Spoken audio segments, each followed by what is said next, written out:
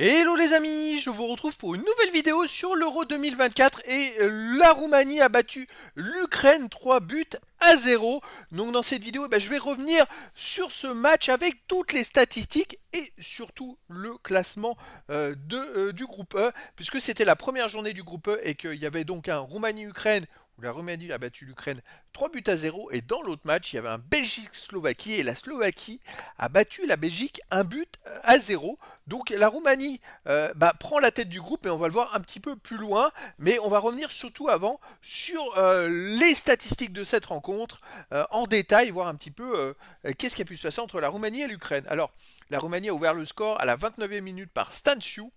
Ils ont doublé la mise juste après la deuxième mi-temps. Au début de la deuxième mi-temps par Marin à la 53e et ils ont triplé la mise juste derrière à la 57e par Dragus. Donc une victoire finalement au score plutôt facile pour les Roumains.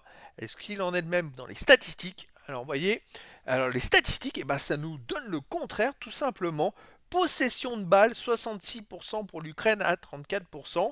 Une grosse domination pour l'Ukraine, 14 tirs à 10 pour l'Ukraine, les attaques 65 à 26 pour l'Ukraine, 8 corners à 4. 88% de passes réussies à 76%, 603 passes tentées à 239, mais c'est une ultra domination collective pour l'Ukraine. 43 ballons récupérés à 37, un partout pour les hors-jeux. Les arrêts, 2 pour l'Ukraine, 3 pour la Roumanie. Les distances parcourues, 109 km pour l'Ukraine, 112 pour la Roumanie. Les jaunes, un partout. Donc comme on peut le voir, ces premiers stats montrent que l'Ukraine a vraiment ultra dominé dans la rencontre. Au niveau des attaques, de l'attaque, alors 3 buts à 0 effectivement, un but dans la surface, 2 buts hors surface de réparation pour la Roumanie. Alors est-ce qu'ils ont été énormément réussis? Ils ont tiré 10 fois, ils ont cadré 5 tirs cadrés. L'Ukraine a tiré 14 fois, mais que 2 tirs cadrés. Alors, vous voyez le bas qui blesse. Hein. C'est-à-dire que l'Ukraine a tiré plus, mais a cadré bien moins de tirs. Tirs non cadrés 3 à 6, tirs hors surface cadrés 3 pour la Roumanie, 2 pour l'Ukraine, et non cadrés 2 et 2.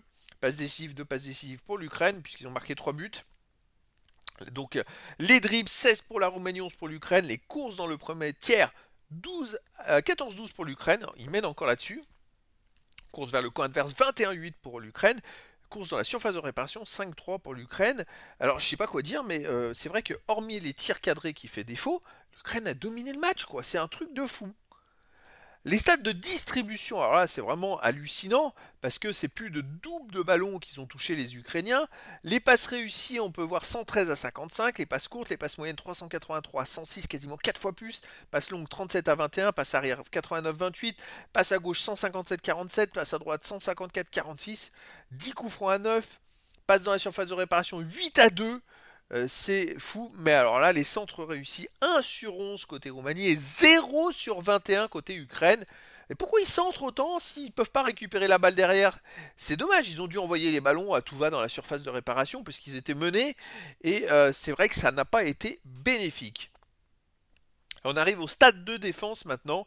Alors, la Roumanie, 37 ballons récupérés, l'Ukraine 43. Les comptes 6 pour la Roumanie, 2 pour l'Ukraine. Les tacles 10 à 11. 2 réussis, 8 ratés pour la Roumanie. 3 réussis, 8 ratés pour l'Ukraine. Dégagement, les dégagements, c'est assez étrange. 19 sur 32 pour la Roumanie, 4 sur 5 pour l'Ukraine. L'Ukraine a tellement dominé le match que la Roumanie a été acculée, mais l'Ukraine n'a pas été efficace. Les stats des gardiens, alors la Roumanie n'a pas pris de but, clean sheet, 3 arrêts pour le gardien roumain, c'est quand même pas mal.